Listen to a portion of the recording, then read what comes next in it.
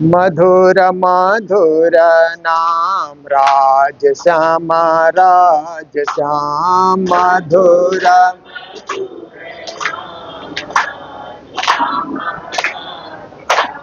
मधुर मधुर नाम राज श्याम राज श्याम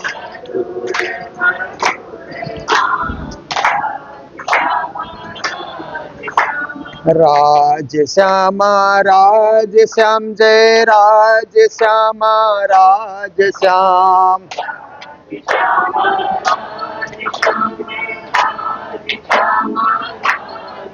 श्री राज श्याम राज श्याम मेरे राज श्याम राज श्याम मधुर मधुर नाम राज श्याम राज श्याम मधुर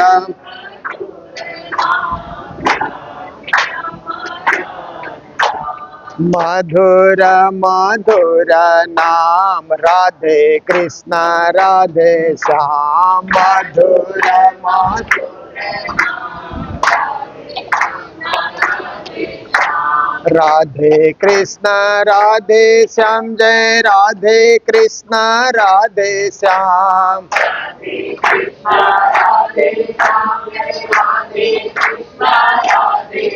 श्री राधे कृष्ण राधे श्याम मेरे राधे कृष्ण राधे श्याम मेरे मधुर मधुर नाम राधे कृष्ण राधे श्याम मधुर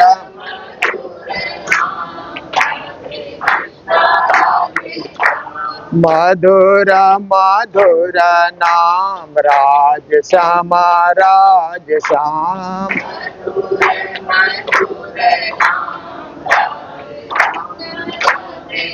श्री राज श्याम राज श्याम मेरे राज श्याम राज श्याम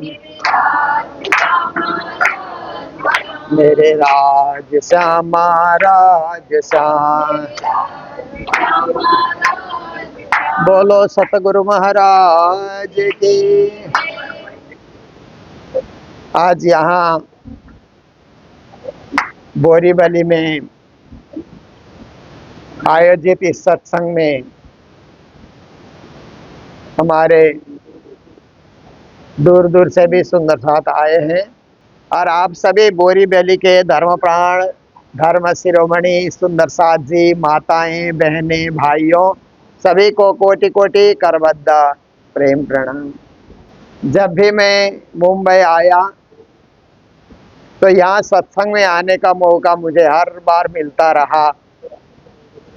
हमारे रजनीश जी से संपर्क करके सत्संग भवन में ही हम लोग सत्संग करते रहे जितने बार भी आए।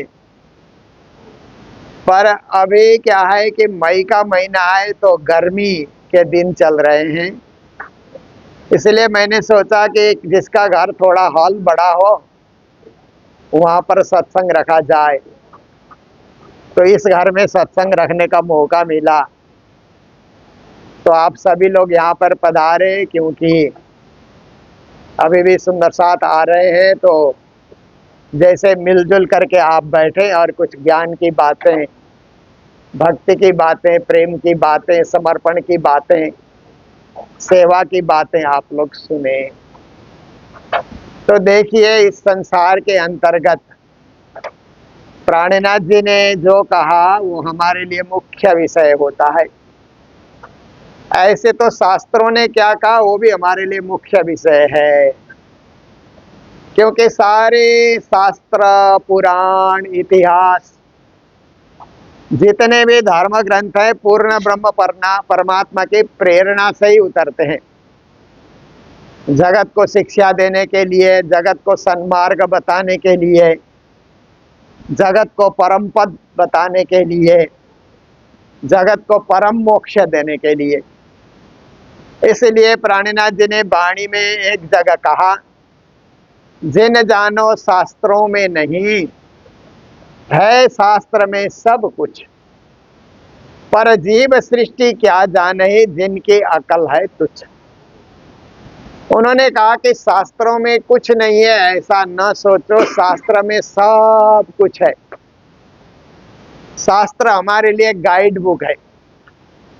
जीवन कैसे जीना चाहिए उसका जो मैनुअल है वो शास्त्र है। शास्त्र पढ़ करके जीवन जिएंगे तो अच्छा जीवन जिएंगे, और शास्त्र छोड़ करके जीवन जिएंगे तो मन मर्जी ऐसे जीवन हम जिएंगे। जीवन का अर्थ भी नहीं समझ आएगा, जीवन का मूल्य भी नहीं समझ आएगा, जीवन का रहस्य भी नहीं समझ आएगा। तो परमात्मा ने जब सृष्टि रची तो सृष्टि रचने के बाद देखा कि जानवरों के लिए तो कोई नियम बनाने की जरूरत नहीं है, अपने आप नियम में ही चलते हैं। पर मनुष्य एक ऐसा प्राणी है कि उसको नियम न बताओ तो नियम भंग कर देता है। मनुष्य को बार बार नियम बताना पड़ता है ना। आप देखिए, बाएं से चलिए, लाइन से चलिए और हिसाब से चलिए, हर जगह क्यू लगा करके आप चलिए, लाइन भंग मत कीजिए, नियम भंग मत कीजिए।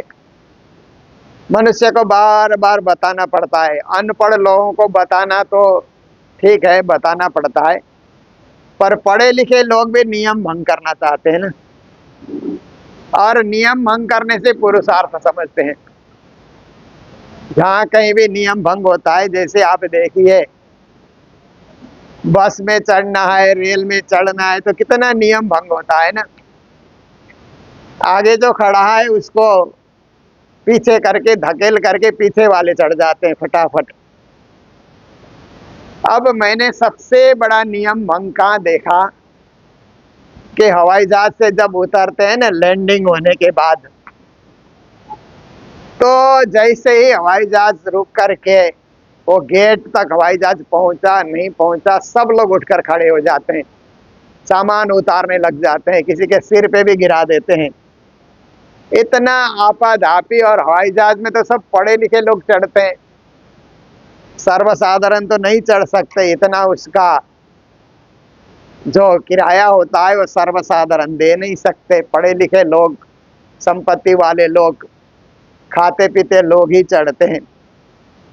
पर उनको फिर एयर होस्टेज वहाँ से अनाउंस करती है कि आप लोग अभी बैठिए, अभी समय है, और बेल्ट भी बांधे रखिए। तो बेल्ट तो इतना जल्दी खोल देते हैं और ऐसे सोचते हैं कि अभी हम उतर जाएंगे अपना सामान लेकर के और बाहर निकलेंगे। पर बाहर जब आते हैं तो वो बेल्ट में सामान इतना देर से आता है कि वहाँ प्रतीक्षा करते रहो कब हमारा सामान आएगा।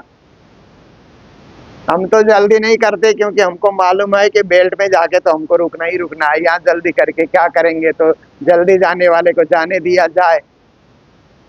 तो मैं देखता हूँ कि जिस दिन लेने वाले लोग आते हैं ना, वो कहते हैं कब बाहर निकल रहे हो, तब तो सामान ही नहीं आता है। और जिस दिन लेने वाला देर से आ रहा है तो पहले ही सामान आ जाता है। कैसी बात है आप देखिए। पर जो भी हो, हमें जल्दीबाजी करके कोई रेस नहीं जीतना है। हमें तो अपने आप को जीतना है, अपने अहंकार को जीतना है, और अपने अंदर जो दुर्गुण है उनको जीतना है, सद्गुणों को विकसित करना है। दुनिया में भागम भाग करके हमको क्या पाना है।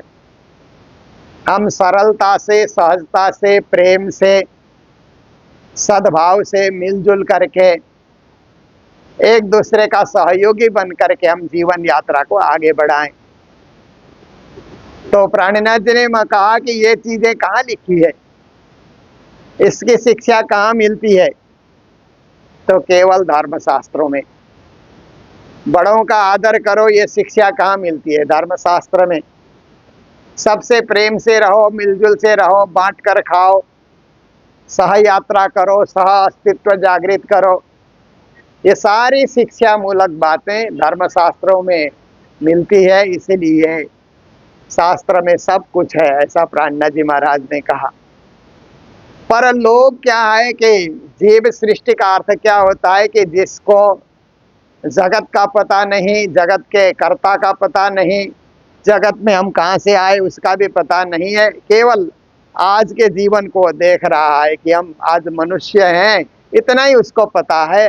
इस जीवन के बाद क्या होना है वो भी नहीं पता है, इसके पूर्व क्या था वो भी नहीं पता है। ऐसे जो जीव होता है अज्ञानी जीव, उसको जीवन का अर्थ ही नहीं पता है। ऐसे जीव जो सृष्टि है वो क्या जाने ही, जिनकी अकल है तुच्छ, प्राणनाथ जी कहते हैं उसकी बुद्धि तुच्छ बुद्धि है। बहुत सारे लोगों के पास तुच्छ बुद्धि होती है ना, बंदर की तरह। बंदर की तुच्छ बुद्धि कैसे होती है कि उसका खाने से मुंह भरा हुआ है, परंतु और कोई डाले तो छोटे बंदर खाएं ऐसा नहीं सोचता है, खुद ही वो बटोर बटोर के मुंह में डालते रहता है ना, क्योंकि वो बंदर है, पढ़ा लिखा नहीं है, उसकी बुद्धि विकसित नहीं है कि बच्चों को भी खाने देना चाहिए, छोटों को भी खाने देना चाहिए, तुच्छ बुद्धि है। तो ऐसे ही मनुष्य में भी तुच्छ बुद्धि आती है, तो मैं मेरा करता रहेगा।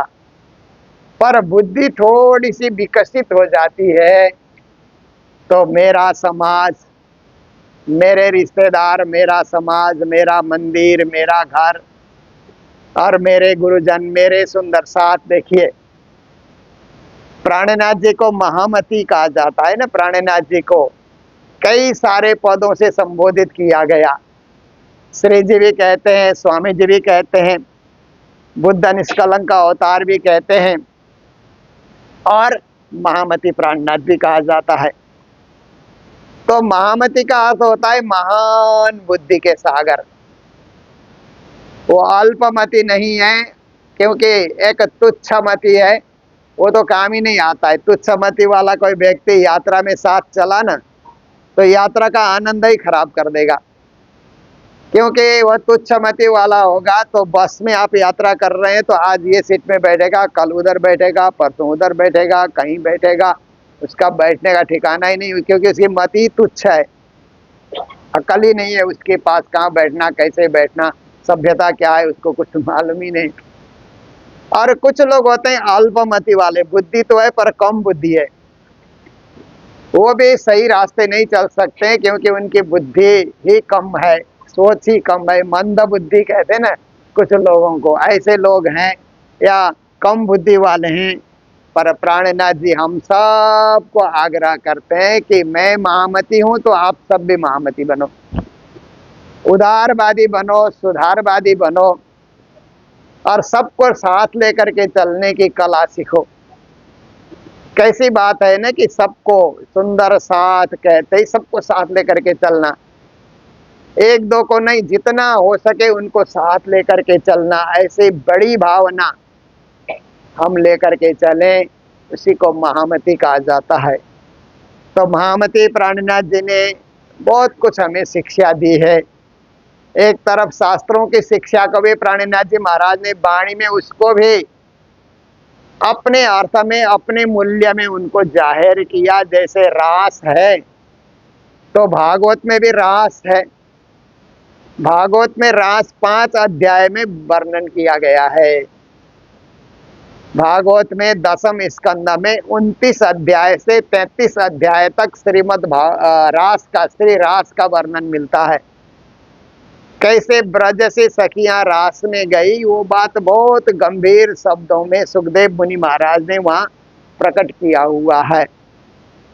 तो प्राणनाथ जी महाराज ने भी विचार किया कि रास का अर्थ तो और जाहिर करके और उसको रहस्य खोल करके बता देना चाहिए, भागवत में तो है ही है।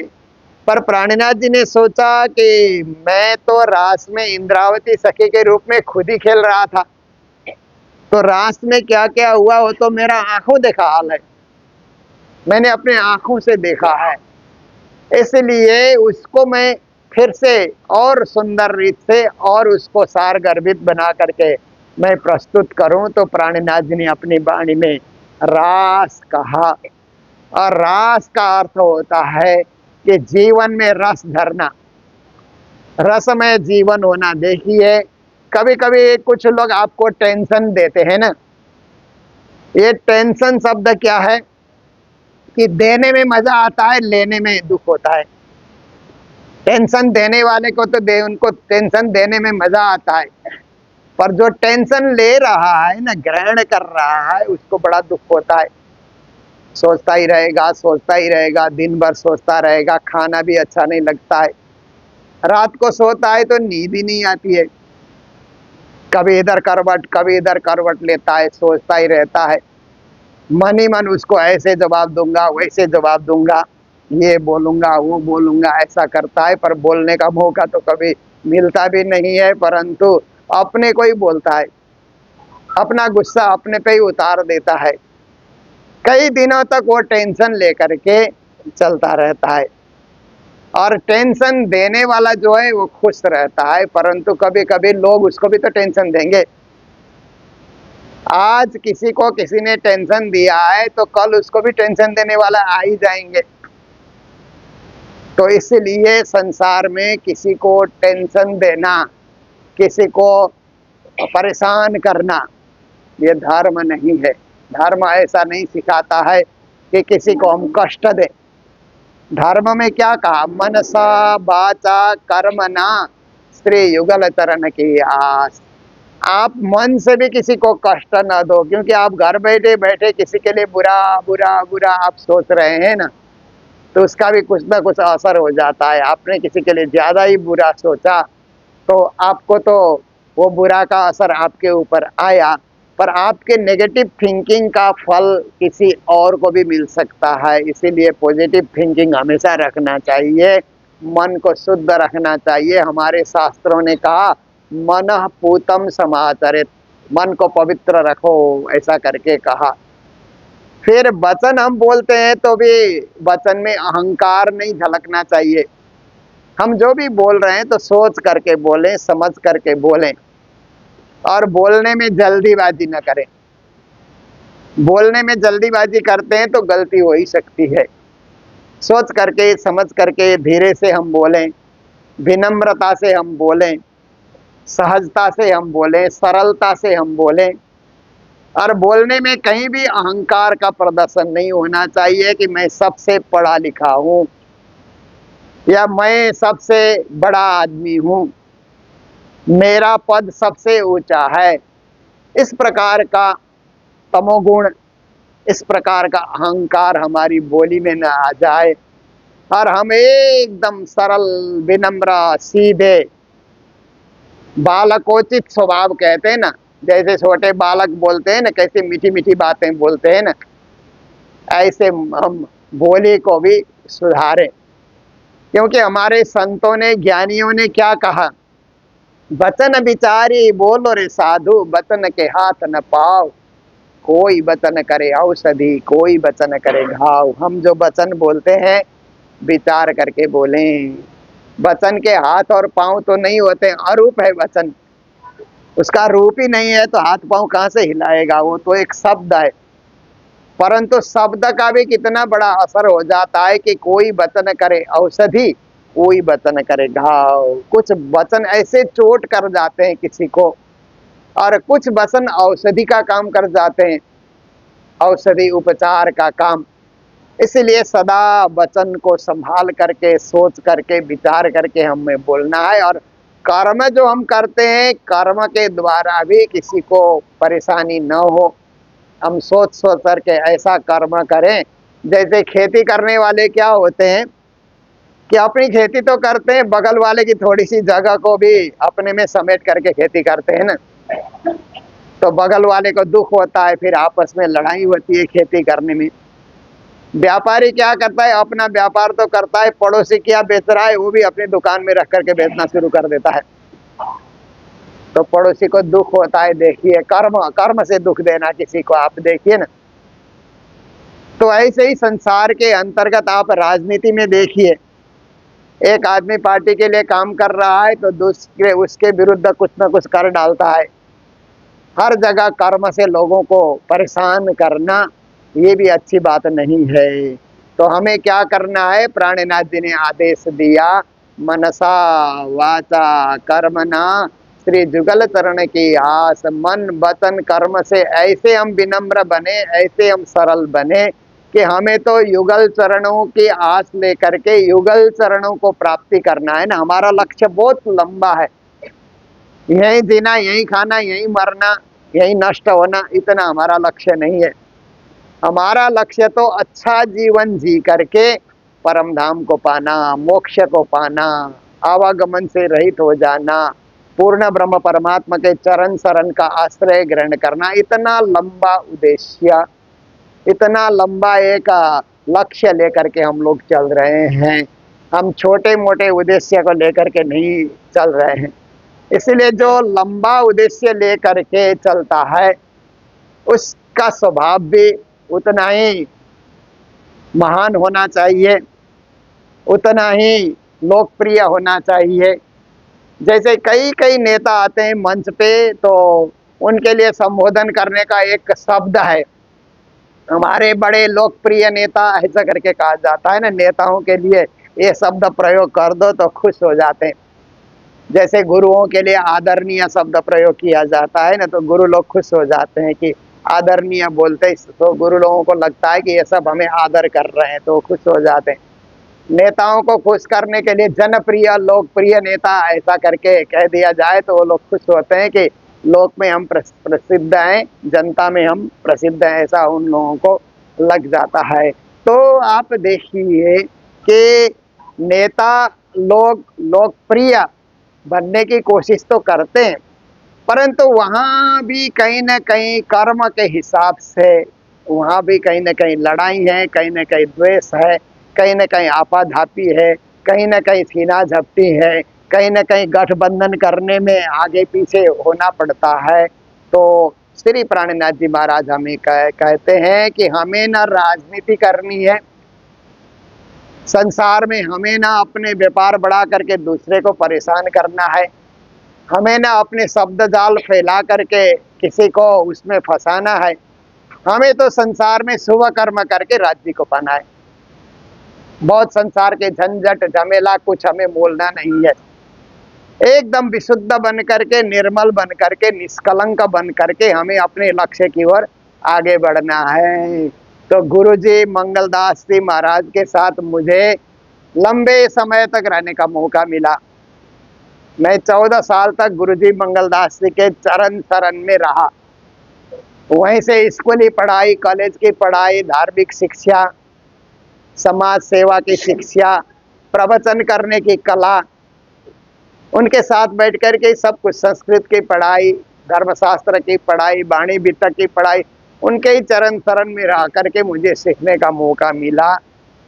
तो वो कहते थे कि जो पानी जो बहता है, नाला बन करके या नदी बन करके पानी बहता है, तो बीच बीच में चट्टान आ जाते हैं ना। पानी चट्टान से नहीं टकराता है, क्योंकि पानी में चट्टान से टकराने की शक्ति नहीं है। पानी तो कोमल है, चट्टान को कैसे फोड़ेगा? वो नहीं फोड़ सकता है। तो चट्टान से टकराएगा तो पानी फिर अपना रास्ता ढूंढ लेता है। ये तो चट्टान है, इससे टकरा करके कोई लाभ नहीं है, बगल में से अपना रास्ता निकालो। तो पानी ऐसे घूम करके थोड़ा रास्ता निकालता है। कभी कभी आप देखते हैं कि नदी ऐसे ऐसे टेढ़ी टेढ़ी होके बह करके जा रही है, तो हम लोग सोचते हैं सीधी क्यों नहीं बहती है नदी, पर वो तो चट्टान से बच बच करके चल रही है ना। कहीं पहाड़ आ जाता है, कहीं वृक्ष के जड़ आ जाते हैं, तो उन सब से बच करके उसको समुद्र में जाना है। पानी बहने का लक्ष्य है कि अपने मूल समुद्र में जा करके पहुंचना और शांति प्राप्ति करना। तो ऐसे ही हम भी जीवन की यात्रा आगे बढ़ा रहे हैं। तो कहीं चट्टान जैसे लोग भी मिलेंगे, पर्वत जैसे लोग भी मिलेंगे, पहाड़ जैसे लोग भी मिलेंगे, वृक्ष के जड़ की तरह जड़ लोग भी हमारे साथ टकराएंगे, पर हमें अपना रास्ता ढूंढ करके हमें श्री राज जी के चरण शरण में जाना है, परब्रह्म परमात्मा को पाना है। इसलिए सदा अपने लक्ष्य को न भूलो। गुरु जी ने मंगल सूक्ति में 1008 सूक्तियां कही, तो उसमें एक सूक्ति में उन्होंने कहा कि अपने लक्ष्य को मत भूलो। शब्द बहुत थोड़े हैं पर ज्ञान सारगर्भित है। लक्ष्य से कोई भूल जाता है तो घर पहुंचेगा ही नहीं। बाहर निकला सामान खरीदने के लिए और लक्ष्य को भूल गया तो भटकता ही रहेगा, शहर में घूमता रहेगा, चक्कर काटता रहेगा। तो लक्ष्य है तो घर पहुंच जाता है। ऐसे ही आत्मा का घर परम धाम, शरीर का घर संसार में है। जो फ्लैट हमने लिया है वो हमारा शरीर का घर है, या हमने अपना ही जमीन खरीद करके घर बना लिया। शहर में तो संभव नहीं है, बॉम्बे जैसे जगह में तो अपना खरीद के बनाना संभव ही नहीं है, पर गांव में तो संभव है। जमीन हम खरीद करके अपना घर बना सकते हैं हम।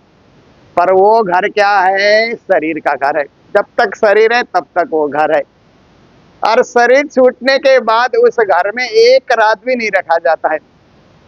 बड़ी मुश्किल से कभी एक रात रखना पड़े ना तो गांव वाले हल्ला करना शुरू कर देते हैं, अरे इसको क्यों रखा है, रात को ही जला देना चाहिए।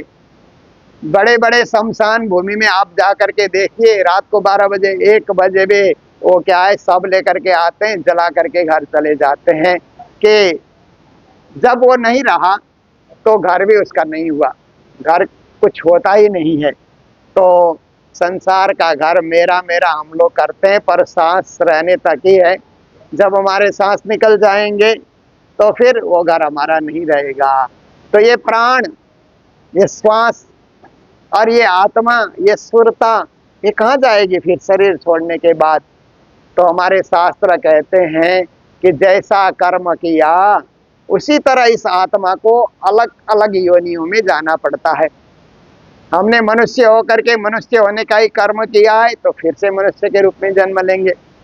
जानवर होने का कर्म किया है तो जानवर बन करके जन्म लेंगे। देखिए कई कई कसाई खाने होते हैं ना, आप लोगों ने भी देखा होगा।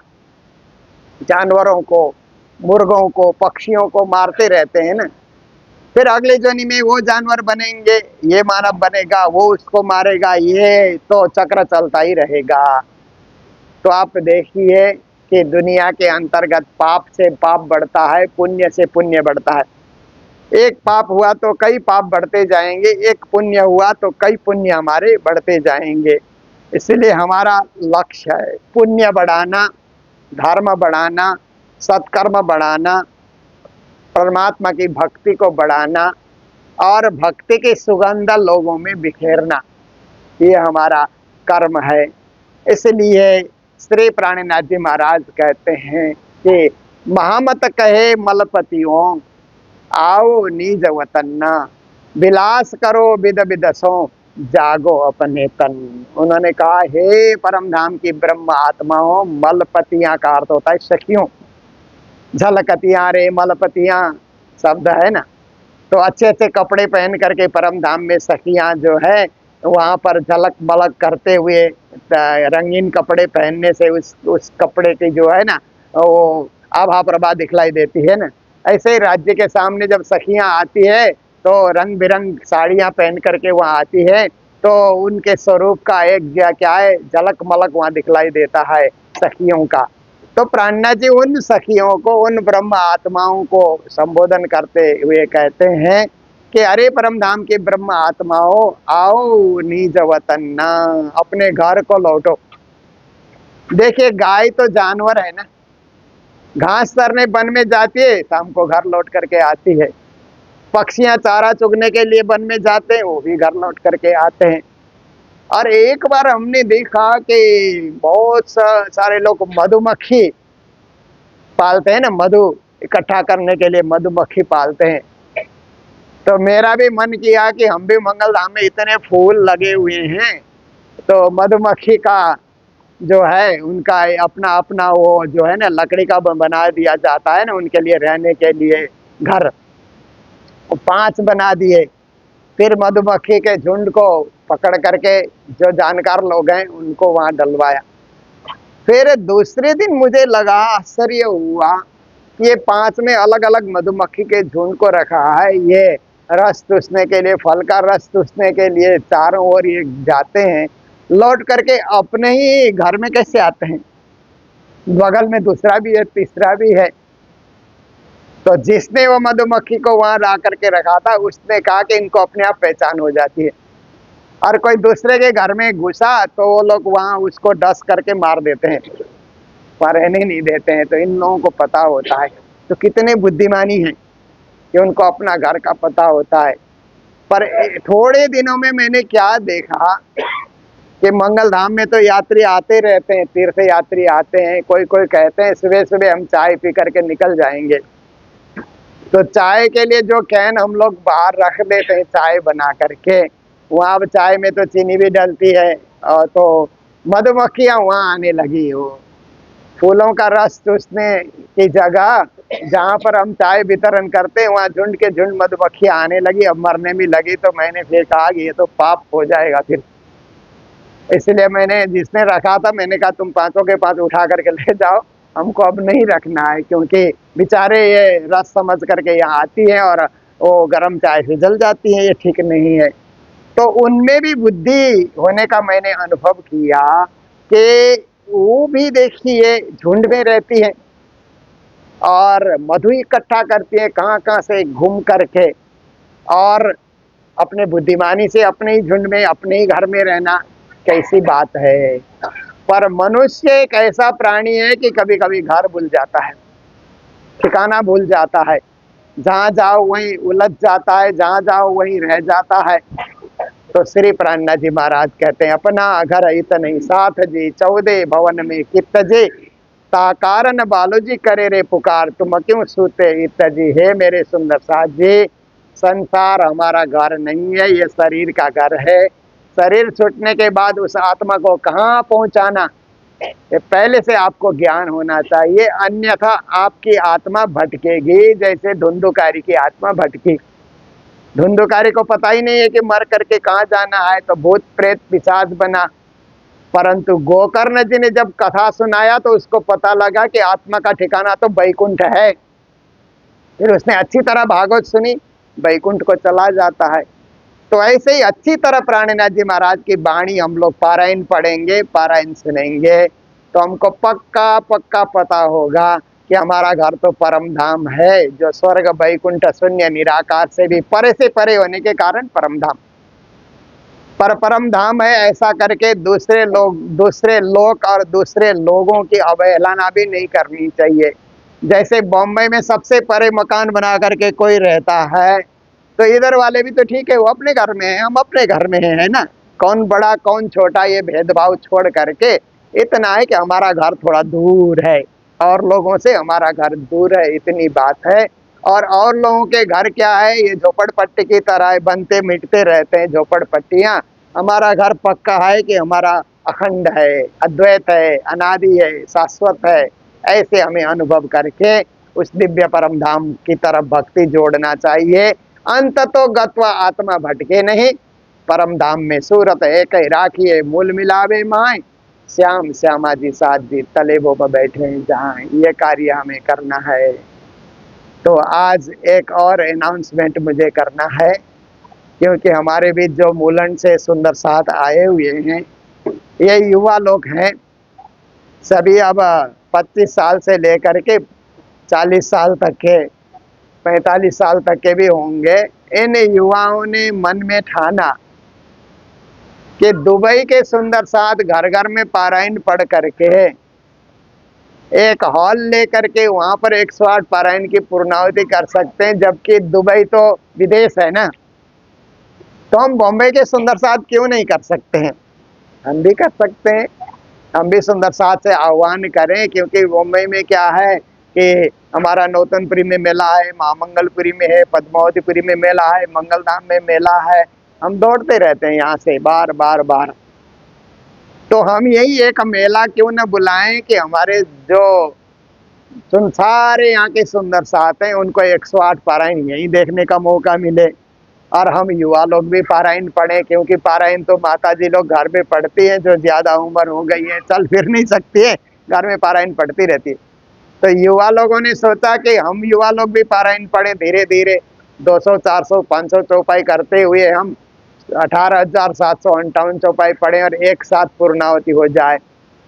तो इन्होंने ऐसा निश्चय किया, तो मेरे से भी बात की और मैंने इनके उत्साह को वर्धन किया कि आप लोगों ने जो भी सोचा है ये अच्छा सोचा है, क्योंकि धर्म के जो उत्तराधिकारी हैं युवा लोग ही होते हैं।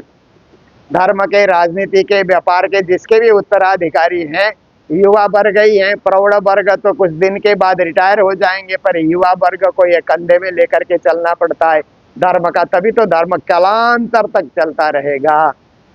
तो आने वाले नवंबर महीने में 30 तारीख को, नवंबर 29 तारीख को तो सदगुरु और प्राणनाथ जी का मिलाप है, जो मूल मिलावे की बैठक में श्री कृष्ण प्रणामी मंदिर भोलेश्वर में हम लोग आरती करके पूजा विधि करके वहाँ पर हम लोग मनाएंगे।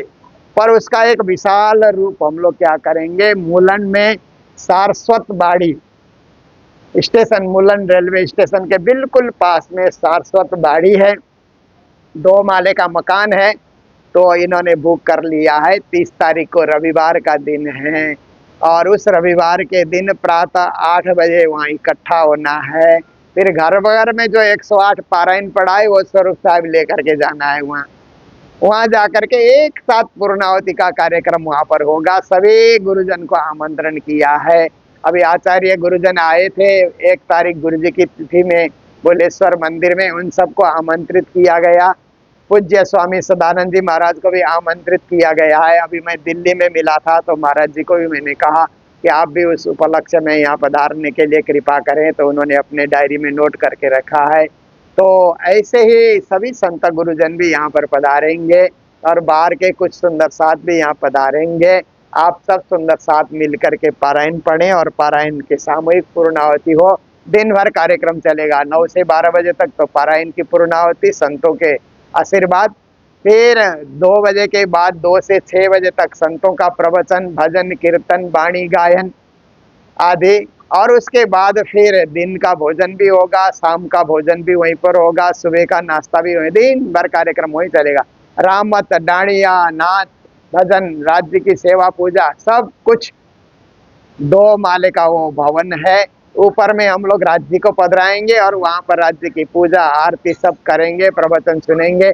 नीचे हॉल में भोजन भी होगा, रामत भी होगा, बड़े स्केल में होगा, गायक लोग आकर के गाएंगे। ऐसा सुंदर कार्यक्रम की तैयारी किया गया है। आप सबको निमंत्रण देने के लिए यहाँ पर आए हुए हैं।